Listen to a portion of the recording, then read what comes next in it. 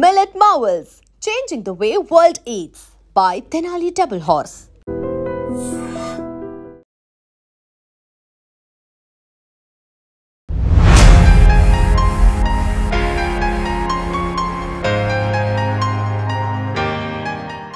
Hi guys, welcome to I dream. నేను మీ Chanakya. Guys, Annapurna studios ఇప్పటికి పెట్టి సుమారు 50 సంవత్సరాలు అనేది కూడా కంప్లీట్ చేసుకున్న సందర్భంగా అయితే మరి అసలు అన్నపూర్ణ స్టూడియోస్ హైదరాబాద్లో మొదలు పెట్టడానికి గల రీజన్స్ ఏంటి, ఏఎన్ఆర్ గారు చేసిన కృషి ఏంటి, దీని గురించి మనకు తెలియని బోల్డెన్ విషయాలు కూడా మనతో పంచుకోవడానికి ఇప్పుడు మనతో పాటు కూడా సీనియర్ మోస్ట్ ఫిలిం జర్నలిస్ట్ మన భరద్వాజ్ గారు ఇప్పుడు మనతో పాటున్నారు. సార్తో మాట్లాడదాం అండ్ మనకు తెలియని విషయాలు ఏంటో అడిగి తెలుసుకుందాం. Hi sir. నమస్తే సార్. నమస్తే.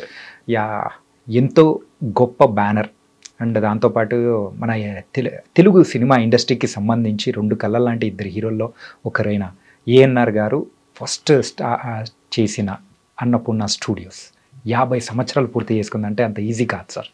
ఇప్పటికీ సక్సెస్ఫుల్గా రన్ అవుతూ మరి ముందుకెళ్తూ ఉంది. మరి దాని వెనకలో ఉన్న స్టోరీ ఏంటి అసలు? 75లో మొదలైంది సెక్రటరీ సినిమాతో. అంటే మొదట షూటింగ్ మొదలైంది సెక్రటరీ సినిమా, దానిలో రామానాయుడు గారి సినిమా. ఆ సినిమాతో ప్రారంభించడానికి కూడా రీజన్ ఏంటంటే ప్రేమ్ నగర్ చేసిన కాంబినేషన్ రిపీట్ అయింది అక్కడ. ఓకే. అంటే ప్రేమ్ నగర్ లాంటి ఒక సూపర్ హిట్ సినిమా చేసిన కేఎస్ ప్రకాష్ రావు గారి డైరెక్షన్లో సేమ్ పెయిర్ వాణిశ్రీ అలాగే నాగేశ్వరరావు గారు వీళ్ళిద్దరూ చేసినటువంటి సినిమా కాబట్టి దాంతో మొదలైతే బాగుంటుంది అని అనుకుని సెక్రటరీ సినిమాతో ప్రారంభించారు స్టూడియో. అయితే ఈ స్టూడియో నిర్మాణానికి కారణం ఒక రకంగా నాగేశ్వరరావు గారు ఇంకొక సూపర్ హిట్ సినిమా, ఆయనకు ఒక అంటే ఆయన కెరియర్ని టర్న్ చేసినటువంటి సినిమా దేవదాసు. ఓకే. ఆ దేవదాసు సినిమా తాలూకా ఎఫెక్ట్ కూడా ఉంది స్టూడియో నిర్మాణం వెనకాల. అంటే కృష్ణ గారి దేవదాసు వచ్చింది. కృష్ణ గారి దేవదాసు అనేది నవయుగ వాళ్ళ సపోర్ట్తో వచ్చింది. ఆ రోజుల్లో ఎవరు సినిమా తీసినా కానీ ఎవరో ఒక డిస్ట్రిబ్యూటర్ని కన్విన్స్ చేసి వాళ్ళ దగ్గర నుంచి డబ్బులు తీసుకుని తమ డబ్బులు కొంత వేసి సినిమా కంప్లీట్ చేసి వాళ్ళకి ఇచ్చేసేవాళ్ళు. ఓకే. ఇచ్చిన తర్వాత రిలీజ్ అయినప్పుడు వాళ్ళ డబ్బులు వాళ్ళు తీసేసుకుని ఓవర్ఫ్లో ప్రొడ్యూసర్కి పంపించేవాళ్ళు. ఆ పద్ధతిలో దేవదాస్ సినిమా తీయాలనుకున్నప్పుడు కృష్ణ గారు నవయుగ వాళ్ళని అప్రోచ్ అయ్యాడు. వాళ్ళు డబ్బులు ఇచ్చారు. నవయుగతో నాగేశ్వరరావు గారికి కూడా సంబంధం ఉంది. ఆ రోజున అక్కినేని నాగేశ్వరరావు గారితో రెగ్యులర్గా సినిమాలు చేస్తున్నటువంటి దుప్పాటి మధుసూదన్ రావు గారి కంపెనీ అన్నపూర్ణ పిక్చర్స్. అన్నపూర్ణ పిక్చర్స్లో కూడా నవయుగ వాళ్ళు భాగస్వాములు. ఓకే. అలాగే నవయుగాలో దుప్పాటి మధుసూదన్ రావు గారికి నాగేశ్వరరావు గారికి కూడా షేర్లు ఉన్నాయి. ఆ నవయుగ నుంచి కొత్త దేవదాస్కి వాళ్ళు ఫండ్ చేశారు. అదే టైంలో అక్కినేని నాగేశ్వరరావు గారు పాత దేవదాసు కొన్నాడు. తను నటించిన దేవదాసు దాని హక్కులు డిఎల్ నారాయణ గారి దగ్గర నుంచి కొనుగోలు చేసి కొత్త ప్రింట్లు వేసి ఆ సినిమా రిలీజ్కి కాస్త అటు ఇటుగా అంటే సేమ్ డే కాదు, ఒక వారం గ్యాప్లో ఈ సినిమాని రిలీజ్కి పెట్టాడు ఆయన. ఓకే. ఆ రిలీజ్ చేసింది నవయుగ కాదు, ఈ సినిమా నవయుగ వాళ్ళు రిలీజ్ చేశారు. కృష్ణ గారి సినిమా, నాగేశ్వరరావు గారి సినిమా వీరమాచినేని కృష్ణప్రసాద్ గారిని ఆయనకి విడిగా డిస్ట్రిబ్యూషన్ కంపెనీ ఉండేది, అది కూడా అన్నపూర్ణని. ఓకే. అక్కడ రిలీజ్కి పెట్టారు ఈ సినిమా. నాగేశ్వరరావు గారి దేవదాస్ ఆయన రిలీజ్ చేశాడు. కంపారిజన్ వచ్చింది. నాగేశ్వరరావు గారి సినిమా మళ్ళీ చూశారు జనాలు. చూసి దాంతో కంపేర్ చేస్తూ దీని గురించి మాట్లాడుకోవటం మొదలు పెట్టేసరికి ఈ సినిమా డిజాస్టర్ అయింది. ఓకే. ఓకే. కృష్ణ గారి దేవదాస్ ఇది డిజాస్టర్ అవటం అనేది కృష్ణ గారి కంటే కూడా నవయుగ వాళ్ళని బాధించింది. అంటే వాళ్ళు 2 రకాలుగా బాధపడ్డారు. నవయుగ కాట్రగడ్డ శ్రీనివాసరావు గారు ఆయన ఎలా ఫీల్ అయ్యాడంటే మనతో చాలా సన్నిహితంగా ఉన్నటువంటి నాగేశ్వరరావు గారు ఇలా చేయటం ఏమిటి అని ఫీల్ అయ్యాడు ఆయన.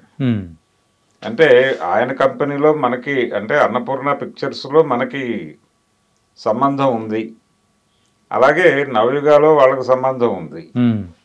నాగేశ్వరరావు గారి సినిమాలన్నీ వాళ్ళు డిస్ట్రిబ్యూట్ చేసేవాళ్ళు ఆ రోజుల్లో, అలాగే వాళ్ళ థియేటర్స్లో రిలీజ్ అయ్యేవి. అలా వాళ్ళకు చెందినటువంటి విజయవాడలో వాళ్ళ థియేటర్ అలంకారు అక్కినేని నాగేశ్వరరావు గారి అభిమానులు అక్కడే ఉండేవాళ్ళు రోజు. అదే అలంకారులో కృష్ణ గారి దేవదాస్ రిలీజ్ అయింది. నాగేశ్వరరావు గారి దేవదాస్ ఇంకెక్కడో 1 టౌన్లో రిలీజ్ అయిపోయి ఆ సినిమా బిగ్ హిట్ అయ్యి ఈ సినిమాని ఇబ్బంది పెట్టినటువంటి పరిస్థితుల్లో వాళ్ళ మధ్య చిన్న గ్యాప్ మొదలైంది. ఓకే.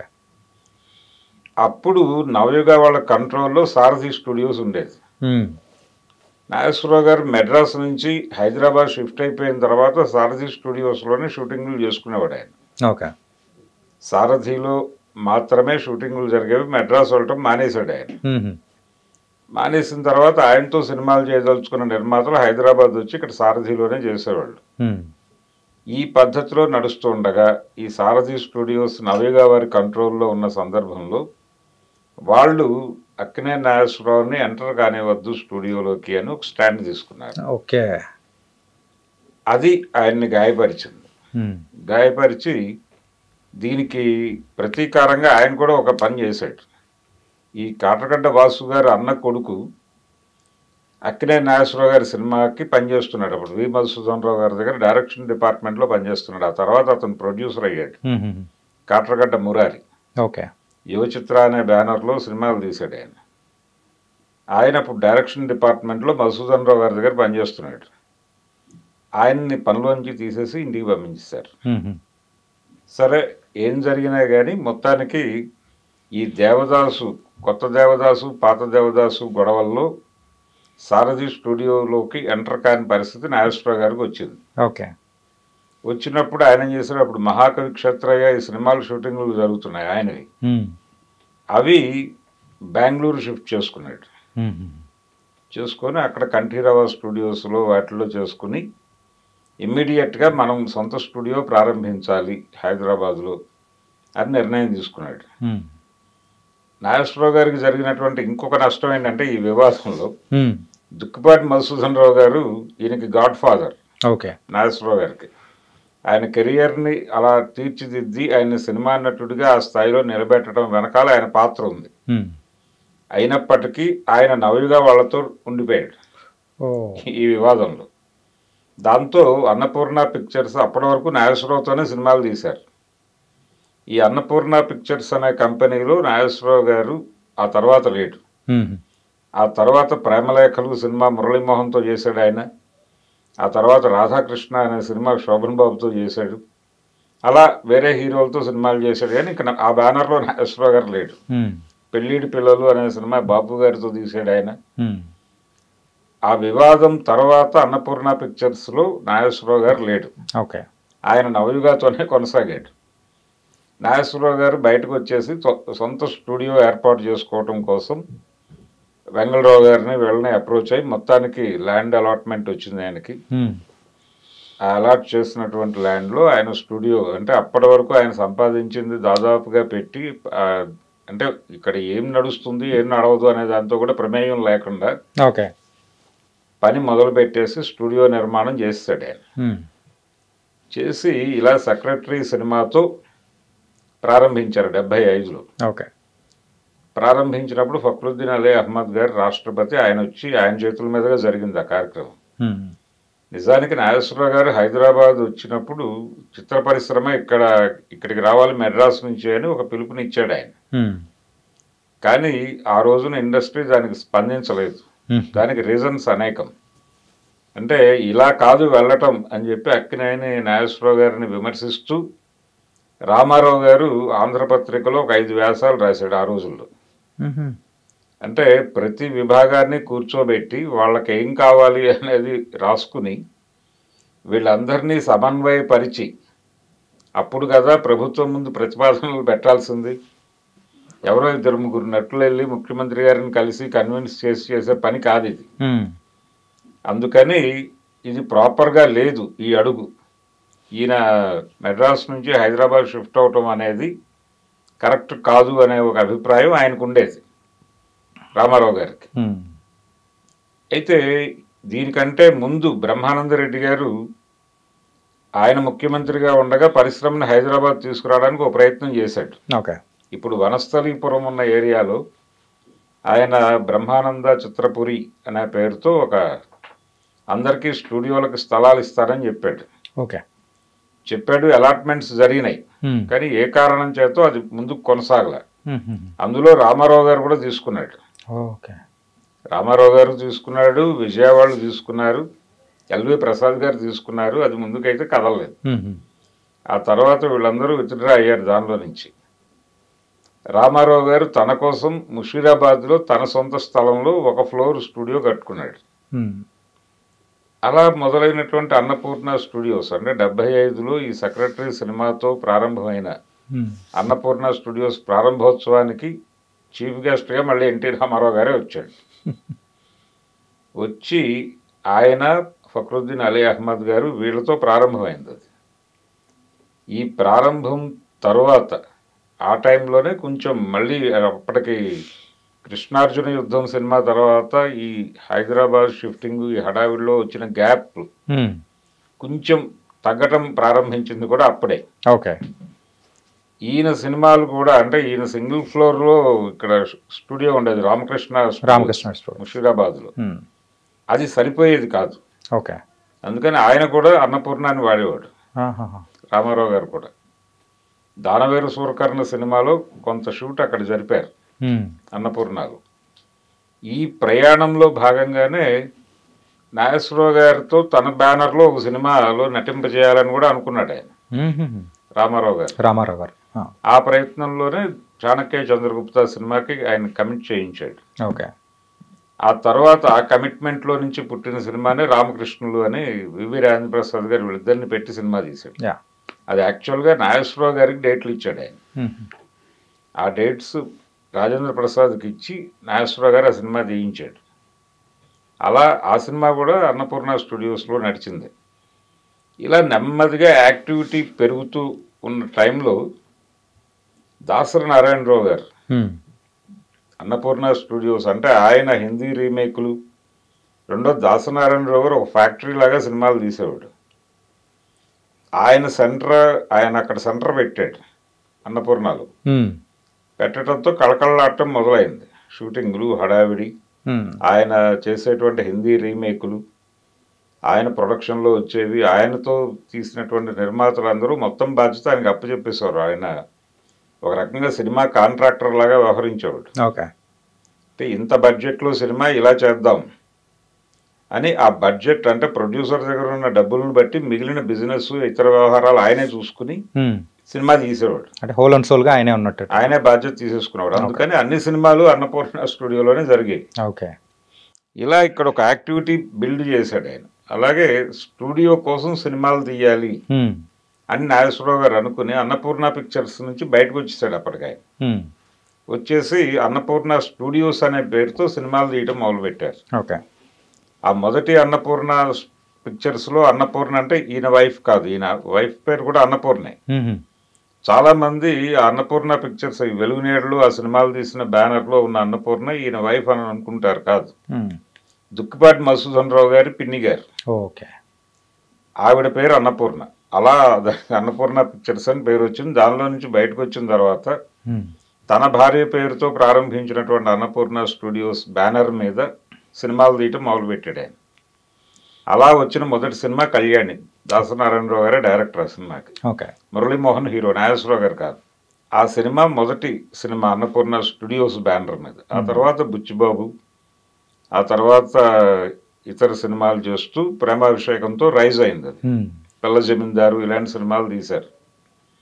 శ్రీరంగ నీతులు లాంటి సక్సెస్ఫుల్ సినిమాలు కూడా వచ్చినాయి కోదండరామరెడ్డి గారి డైరెక్షన్లో. ఓకే. ఆ తర్వాత నాగార్జున ఎంట్రీ, నాగార్జున్ని రైజ్ చేయడానికి ప్రయత్నాలు, అలా స్టూడియో బాధ్యతలు పూర్తిగా ఆయన చేతుల్లోకి రావటం నాగేశ్వరరావు గారి తర్వాత. ఇలా హైదరాబాద్లో ఈ ప్రయాణంలో కొన్ని ఇబ్బందికర పరిస్థితులు అంటే హైదరాబాద్కి ఇండస్ట్రీ తీసుకురావటం అనే దానిలో నాగేశ్వరరావు గారు కీలక పాత్ర పోషించారు అనేది ఒక అభిప్రాయం. అయితే ఈ అభిప్రాయానికి అందరూ అనుగుణంగా ఉన్నారా లేదా అనేది పక్కన పెడితే నెమ్మదిగా 90 నాటికి 89, 90 నాటికి ఇండస్ట్రీ షిఫ్టింగ్ అనే కార్యక్రమం మొదలైంది. ఓకే. అప్పటికి చాలా ముందే అన్నపూర్ణ స్టూడియోస్ ప్రారంభమైంది. ఇక్కడ హిందీ సినిమాలు షూటింగ్లు ఇవన్నీ దాసరి గారి నాయకత్వంలో జరుగుతూ ఉండేవి. అయితే దాసరి గారికి వీళ్ళకి గ్యాప్ వచ్చింది కూడా స్టూడియో నేపథ్యంలోనే. అంటే ఆయన ఆ స్టూడియోకి కొంత బకాయి పడ్డారు, దానికి సంబంధించి వాళ్ళు కొంత ఇబ్బంది పెట్టారు ఈయన్ని అనేది అయితే సెటిల్ చేసుకున్నాడు ఆయన. కానీ అలా ట్రీట్ చేసి ఉండకూడదు తనని అని ఆయన అనుకున్నాడు. అలా గ్యాప్ వచ్చేసింది నాగేశ్వరరావు గారికి దాసరి గారికి మధ్య. ఆ గ్యాప్ కొనసాగింది చివరి వరకు. ఓకే, అదొక ఇబ్బందికరమైనటువంటి సందర్భం. అలా దేవదాసు అనే సినిమాతో నవ్యగా వాళ్ళ ఫ్రెండ్షిప్ దెబ్బతిని అన్నపూర్ణ స్టూడియోస్ ప్రారంభం. నిజానికి హైదరాబాదు తెలుగు సినిమా పరిశ్రమ అనే మాట పుట్టింది కూడా నాగేశ్వరరావు గారి సినిమాల్లోనే. రోజులు మారాయి అనే సినిమా చేశాడు ఆయన సారథి వారికి. ఆ సినిమా సత్యదినోత్సవం ఇక్కడ జరిగింది. అప్పుడు సారథి చల్లపల్లి జమీందార్ గారి నాయకత్వంలో ఉండేది. ఓకే, అది దాని సద్దినోత్సవం హైదరాబాద్లో జరిగినప్పుడు అప్పుడే ఏర్పడినటువంటి హైదరాబాద్ స్టేట్ దాని మంత్రి అయినటువంటి కొండా రంగారెడ్డి గారు ఆ ఫంక్షన్కి వచ్చాడు ముఖ్య అతిథిగా. ఆయన ఆఫర్ చేశాడు, మీరు స్టూడియోలు అలాంటివి కట్టుకుంటే మేము ఇక్కడ సహకరిస్తాము, సినిమా పరిశ్రమ హైదరాబాద్కి వస్తే మేము నిలబడతాం మీకు అండగా అని చెప్పాడు. ఆ మీటింగ్ తర్వాత వచ్చిందే సారథి స్టూడియోస్. ఓకే, అలా నాగేశ్వరరావు గారి సినిమా నుంచే మొదలైంది ఇక్కడ. కానీ ఇక్కడికి సినిమా పరిశ్రమ రావటానికి కేవలం ఆయనే కాదు, చాలామంది రకరకాల వివాదాలు జరిగి ఫైనల్గా 89లో ప్రయాణం మొదలైంది మెడ్రాస్ నుంచి. ఓకే, అంటే ఎవరు కోరుకున్నా ఇన్ఫ్రాస్ట్రక్చర్ ప్రాపర్గా లేదు అనేదే గొడవ. నెమ్మదిగా ఇన్ఫ్రాస్ట్రక్చర్ డెవలప్ అయింది ఇక్కడ. డెవలప్ అయిన తర్వాత వచ్చారు. ఇల్లు కట్టుకోవడానికి ప్రభుత్వం స్థలాలు ఇవ్వటం ఇవన్నీ అట్రాక్ట్ చేసినాయి. అలా మొదలై చివరికి అంజయ్ గారి చేతుల మీదుగా ఫిల్మ్ నగర్ ప్రారంభమైంది. అలా ఈ మొత్తం కార్యక్రమంలో అన్నపూర్ణ స్టూడియోస్ అనేది కీలకం, నాగేశ్వరరావు గారి పాత్ర కీలకం. ఇది అన్నపూర్ణ స్టూడియోస్ ప్రారంభానికి దాని నడకకి ఈ మధ్యలో కొన్ని వివాదాలు, దాసరి గారితో వివాదం, ప్రారంభంలో నవ్యగా వారితో వివాదం, ఇవన్నీ నడిచి అన్నపూర్ణ స్టూడియోస్ ఈ రోజున ఇలా నిలబడింది. ఈ ప్రయాణంలో ఇందాక చెప్పుకున్నట్టుగా ఆ స్టూడియో ప్రారంభోత్సవానికి ముఖ్య అతిథిగా వచ్చినటువంటి నందమూరి తారక రామారావు గారు తర్వాత రాజకీయ ప్రవేశం చేసి ఆయన ముఖ్యమంత్రి అయిన సందర్భంగా వీళ్ళు దీనిలో టెంబర్ ఎస్టేట్ పెట్టే ప్రయత్నం చేశారు. అన్నపూర్ణ స్టూడియోస్ కేటాయించినటువంటి స్థలంలోనే చదలవాడ వారి సౌజన్యంతో. అది ప్రారంభించినప్పుడు ప్రభుత్వం నోటీసులు ఇచ్చింది ఈయనకి, అంటే మీకు సినిమా పర్పస్ కోసం మేము ల్యాండ్ అలాట్ చేసాం, మీరు ఇతర వ్యాపారాలు చేయడానికి కుదరదు, మీకు ఎక్కువైతే కనుక ఇమ్మీడియట్గా సరెండర్ చేయండి అని. రామారావు గారు సీఎం అప్పుడు. ఓకే, ఆ వివాదం చాలా కాలం కొనసాగింది. ఆ తర్వాత ఆయన అక్కడి నుంచి షిఫ్ట్ చేశాడు ఆ బిజినెస్ని. అయినప్పటికీ అది హైకోర్టు దాకా నడిచింది ఆ కేసు. 89లో రామారావు గారు ఓడిపోయాడు 3వ ఎన్నికలు. ఆయన వరుసగా 2 ఎన్నికలు గెలిచి 3వ ఎన్నికలు ఓడిపోయాడు. ఓడిపోయిన సందర్భంగా చెన్నారెడ్డి గారు ముఖ్యమంత్రి అయ్యాడు. ఓకే, అప్పుడు అది క్లియర్ చేసుకున్నాడు నాగేశ్వరరావు గారు. అదొక గొడవ. ఇన్ని గొడవల మధ్య అన్నపూర్ణ స్టూడియోస్ ఇప్పుడు నిలబడి నడుస్తోంది నాగార్జున గారి చేతుల మీదుగా సక్సెస్ఫుల్గా. నాగేశ్వరరావు గారి కళ అంటే హైదరాబాద్లో ఒక బిగ్గెస్ట్ స్టూడియో అనేది ఆయన డ్రీమ్. అది ఒక రకంగా సాకారం అయింది. అంటే రామోజీ ఫిల్మ్ సిటీ ఇవన్నీ పక్కన పెట్టేస్తే ఇప్పటికీ చాలా యాక్టివిటీ నడుస్తోంది అన్నపూర్ణ కేంద్రంగానే.